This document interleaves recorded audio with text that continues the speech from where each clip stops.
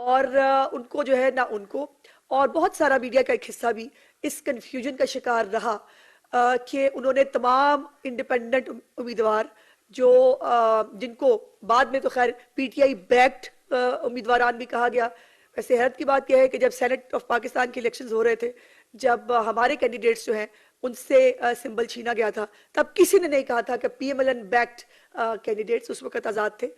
और इसी तरह एक आज़ाद उम्मीदवारान की एक जो है वो फिजा बनाकर ये कहा गया कि शायद तहरीक फसाद जो है वो पाकिस्तान के अंदर इलेक्शन जीत चुकी है, लेकिन ऐसा नहीं है। आज़ाद उम्मीदवारान पार्टी नहीं होते, आज़ाद उम्मीदवारान पार्टी उनको पार्टी नहीं कहा जा सकता। मुस्लिम लीग नून एक अक्सरियती पार्टी है जिसने अभी तक के रिजल्ट्स के मुताबिक जो है वो वैसे तो 73 ऑफिशियली जो है वो किए जा रहे थे, लेकिन अब बहुत सारे सोशल मीडिया के ऊपर भी और आप ये ज्वाइनिंग्स के जो वो बयानात आप देख रहे हैं, जिसके अंदर बड़ी तादाद में आज़ाद उम्मीदवारान जो है वो मुस्लिम लीग नून को पंजाब असम्बली के अंदर हो या नेशनल असम्बली के अंदर हो, वो अपने जो है वो ज्वाइनिंग्स का ऐलान कर रहे हैं। लेकिन ये एक बहुत इंपॉर्टेंट बात जो आपके नॉलेज में मैं लाना चाहती हूँ वो ये है कि तहरीके फसाद को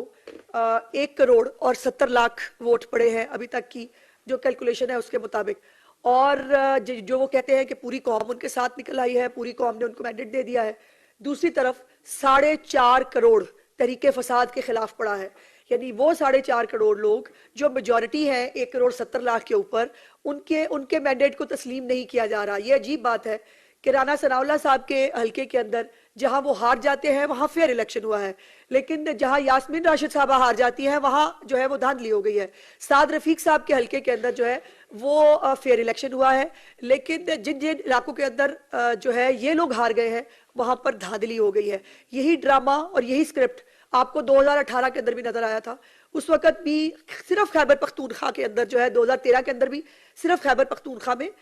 जो है वो साफ शफाफ इलेक्शन हुए थे। बाकी पूरे मुल्क में धरना लेकर जो है वो एक शख्स निकल आया था जिसने उसके ऊपर पार्लियामेंट के ऊपर भी चढ़ दौड़ा था, सिविल नाफरमानी और ये तमाम जो उनके करतूत थे वो सारी दुनिया ने देखे। और आज हर पार्टी जो है वो अपने मैंडेट के एहतराम की बात कर रही है, लेकिन मुस्लिम लीग नून के मैंडेट के एहतराम की बात कोई क्यों नहीं करता? क्या मुस्लिम लीग नून को जो सीटें मिली हैं 73 नेशनल असम्बली के अंदर और पंजाब असम्बली के अंदर 144, क्या ये मैंडेट का एहतराम नहीं होना चाहिए? और एक ये भी तमाशा आपने देखा, इलेक्शन से एक रोज पहले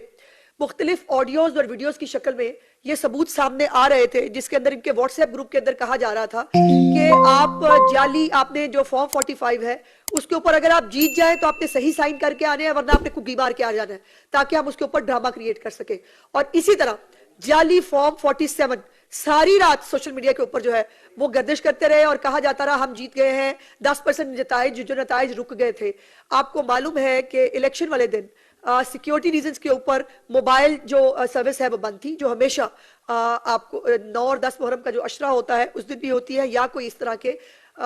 खास जो मौके होते हैं उसके ऊपर सिक्योरिटी कंसर्न्स की वजह से मोबाइल डाटा जो है वो बंद किया जाता है। लेकिन उसके वाईफाई जो है वो मौजूद था पूरे मुल्क के अंदर, और उसके ऊपर जहां रिजल्ट्स रुक गए थे, जहां पर एक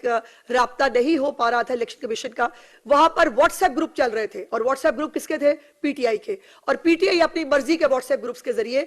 जो है वो आई डोंट नो मीडिया को भी फीड कर रही थी, मुख्तलिफ तरह से वो एक स्प्रेड करने की कोशिश कर रही थी कि अपनी मर्जी के रिजल्ट जो है हम यहाँ भी जीत गए, हम वहां भी जीत गए। और जब रिजल्ट जो है जब पूरे 100% रिजल्ट आए और उसके आने के बाद जब इनके उम्मीदवारान हारे तो उसके ऊपर इन्होंने धांधली का शोर मचा दिया, बिकॉज कोई ऑप्शन नहीं बचा था और ये तैयारी पहले से की जा चुकी थी। मुस्लिम लीग नून एक जिम्मेदार पार्टी है। हम झूठे प्रोपेगेंडा के ऊपर, हम झूठ और फसाद के ऊपर बिलीव नहीं करते। मियां नवाज शरीफ साहब जो है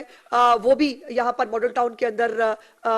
मौजूद थे जब रिजल्ट्स जो है वो शुरू हुए, लेकिन जब रिजल्ट्स रुक गए, और आपको ये बात मालूम होनी चाहिए कि बहुत देर रात तक बल्कि अर्ली मॉर्निंग जो है वो रिजल्ट्स आने शुरू हुए, और उसके बाद ये फैसला किया गया कि रिजल्ट्स जो है वो राइवल जाकर देखे जाएंगे। उसको भी एक जो है वो मीडिया की खबर बनाया गया, उसको भी ये कहा गया कि जी मियां साहब जो है वो वापस चले गए हैं और पीएमएलएन हार गई है। अब मैं उन तमाम लोगों से मैं बड़ी मुद्दबाना मैं पूछना चाहती हूँ कि अब 100% रिजल्ट्स आने के बाद जो एक फिजा बनाई गई, बैरिस्टर गौहर साहब के शादियाने जो है वो बजाए गए मीडिया के ऊपर, उनको मुबारकबाद दी गई 10% रिजल्ट के ऊपर कि आप जीत गए हैं, और ये कहा गया कि मुस्लिम लीग हार गई है। इन तमाम रिजल्ट्स के आने के बाद अब क्या और ये भी बड़ी मेहरबानी है कि